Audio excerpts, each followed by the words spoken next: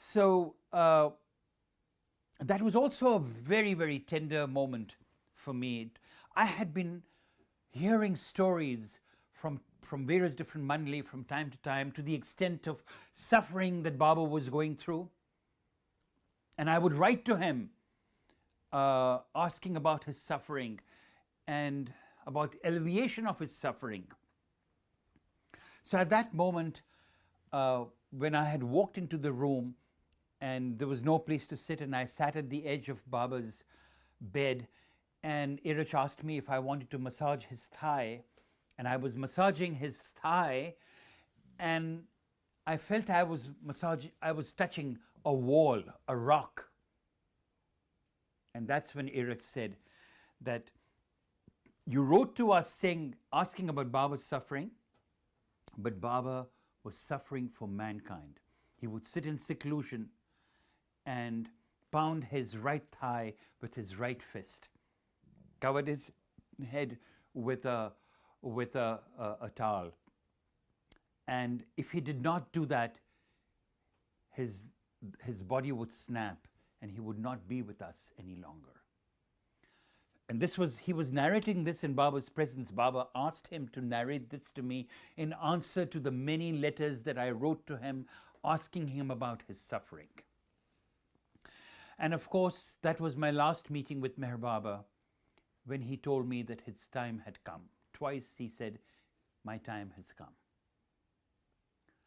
40 days later, I got the call that Baba had dropped his body on January 31st, 1969, and that was also the first day of my first job.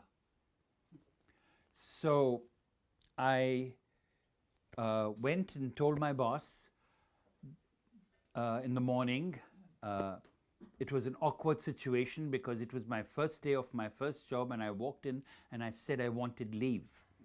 And they understand in India, and fortunately the Times of India was on the table with a picture of Baba on the cover, and he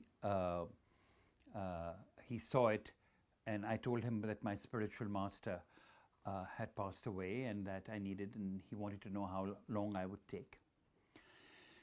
And it's wonderful that I'm narrating this on Amartithi, on close to Amartithi Day, because this entire scenario that I'm actually looking at this very moment, I can visualize it. I traveled by train, landed at Ahmednagar, and not a soul at Ahmednagar airport. Can you imagine? Train station. Can you imagine that situation with no one at Ahmednagar station today? Thousands and hundreds of people. I go out and I see one Tonga standing there. I take the dawn. I ask him whether he knows where Meher Baba's tomb is, and I had never been to Mehrabad. I had been to Meherazad, but never been to Mehrabad. I had no idea where Mehrabad was, except that I was dependent on this Tonga driver, and he took me. And suddenly the Tonga stops, and he points out to this hill which is completely pitch dark. The whole area was dark. There were no street lights there. So I said, this must be a terrible mistake. There are no people here. If Baba had dropped his body, there'd be hundreds of people. It's a terrible, terrible mistake. And he tells me, yes, sir, I'm right. It's right up there. So, and I was wearing this thin suit. It was the first day of my job. I was wearing a thin suit and I was freezing. And there were rocks there and stones, and I was tripping over, and in pitch dark, didn't have a flashlight. I was walking up. I was just following a small little lamp that was glowing nearby, and I could see that small lamp. So I'm there, and I reach there, and I see all these people. There are people sitting over there covering their heads with blankets, and one person was sitting covering himself with a quilt. So this person with the quilt raised his quilt, and it was Erich Jasawala. and Meher Baba's secretary and interpreter of his sign languages. Some of you may have met him, some of you may have not. So he looked at me and he said, Nosherwan, you've come? I said, yeah, go in quickly and spend time with Baba before the crowds come. So he says, do you have a flashlight? I said, no. He says, take this flashlight and go in. So in those days, the tomb was not what you see today. It was, you just walked onto this big, heavy door, opened the door and walked in. You don't have the awning the way it is today. So you open the door, enter the threshold, and there were 2 steps to the crypt, and Baba's body was there, with completely covered with flowers and with ice all around the body. And I close the door and I sit inside, and I keep staring at Baba's face. I hold on to his feet. I go deep down. The crypt was pretty deep, so you had to actually sit on the ledge of the last step and hold on to his feet. So I held on to his feet and kept staring at his face for a long time, said the Master's Prayer, said the Repentance Prayer. All these thoughts of the time that I had spent with Baba, had this strong feeling of gratitude for him, for bringing me to this threshold. But from the time that I had heard Baba, that Baba had dropped his body, and the thought that had gnawed me was, what will I do without him? Was completely, had completely had gripped me. Because all our lives, my father, my mother, my sister, who happens to be sitting here, we all were completely dependent on Meher Baba, literally dependent. He was like, if my mother was not well, she would write, or if my Baba was in his presence, it was literally dependence on Baba. And now, our father figure had gone. He was not there in his physical form, but of course his physical form was there. So at that moment, I also wanted to make a promise to him within what I could do, and I said that, Baba, I would write your biography. And although it took me many years, I did write his biography, The Beloved. And then as I kept staring at him, thinking about my various thoughts, visualizing his presence, the last time that I had met him, 40 days before he had dropped his body, or in 1965 when I had met him at Guru Prasad, or at the East-West gathering in 1962 when I had met him and sat on the stage with him. Those were all wonderful moments that I was visualizing.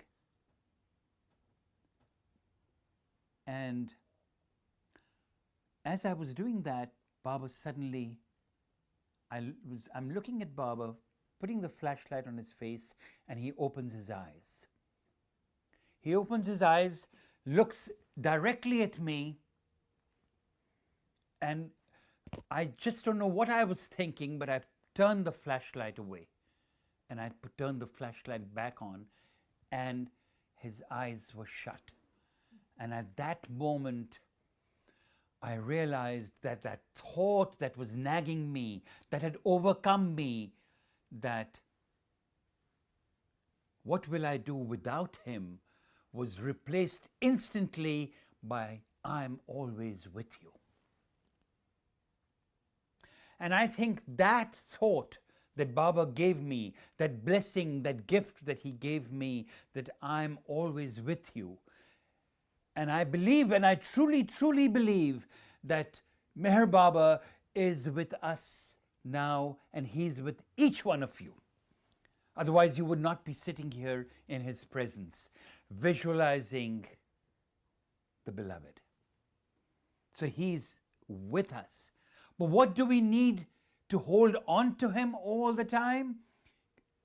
Eternally, not in this lifetime, but in several lifetimes, is to rely wholly and solely on him. That is our only way out, is to rely on him completely and totally.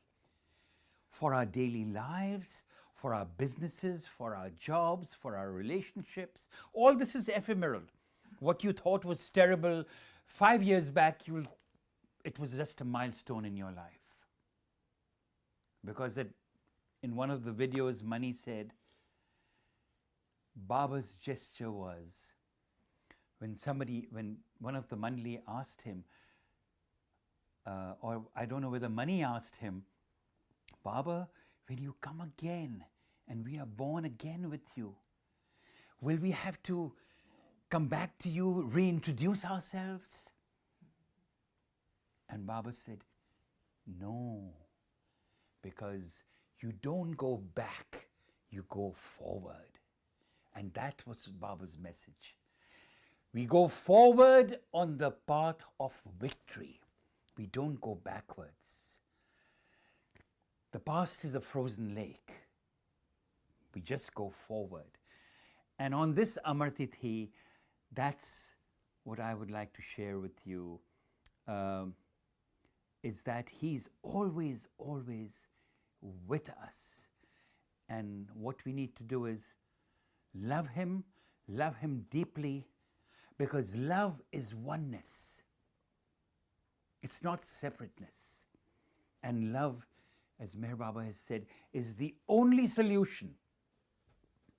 Whichever way you look at it, politically, emotionally, in our relationships, in conferences, wherever it is, at some point people realize that borders might separate us, but people don't separate. They come together in love. And remember him. That's what was most important to Baba. Remember him all the time. And hold on to his daman. And what did Baba mean by holding on to his daman? We don't have a physical daman to hold on to. We don't see a garment that we can hold on to.